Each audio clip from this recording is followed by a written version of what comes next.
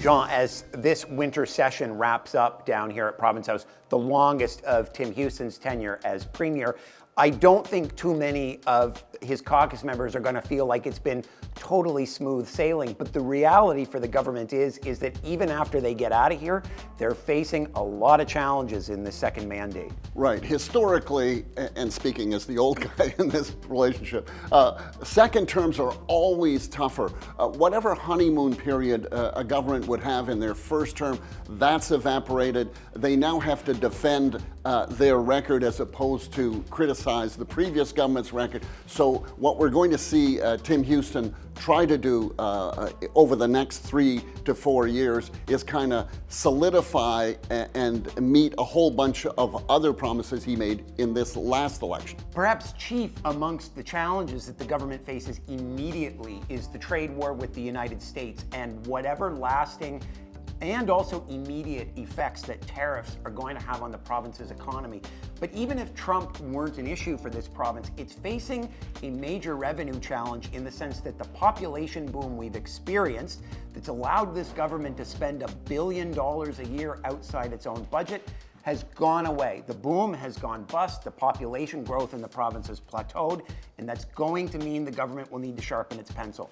Absolutely, and they've made some big ticket promises. They've lowered the tax rate, both personal and the business tax rate. They've taken the tolls off the Halifax bridges. So they're going to deal with even less revenue because of the promises they've made in this election, and then dealing with those other challenges that you've talked about. I don't think that we can count on anything in the next couple of years. I certainly don't think that it's going to be possible for provincial governments to kind of count on some windfall, count on something coming in that maybe we didn't see. Like, it doesn't seem like that's the way the wind is blowing. And on top of that, what you have is a government heading into a second term with a lot less goodwill from the public. And we saw a demonstration outside Province House during this session, one of the bigger ones this government has faced. And there's a lot more riding on this second term and what the government will be able to do. Now, one of the other big challenges, and you mentioned how in this second term the government has to start accounting for its record,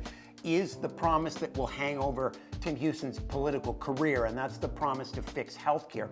As this second mandate progresses, the public is going to start wondering, how is it going? Do I feel like things are getting better? The government is going to have to account for its progress. It has finally signed a deal to get the Halifax infirmary development going, but that comes with a massive price tag, $7 billion. It's absolutely infrastructure we need, but it will add to those fiscal challenges that the government is going to have to try to navigate during this mandate. And talk about navigating, you're going to have to navigate without this guy. As you know, I am retiring at the end of the month, so you're going to have to kind of run with the ball and cover this government the way we have been for the past 3 years. It's been a real pleasure, Mike, to share this space with you and with Nova Scotians. I hope this has been in some way helpful for you to understand kind of the background, some of the things that are happening behind the scenes. Yeah. Here, take our picture. Okay. 1 second. Big suck in. On 3. I know, right?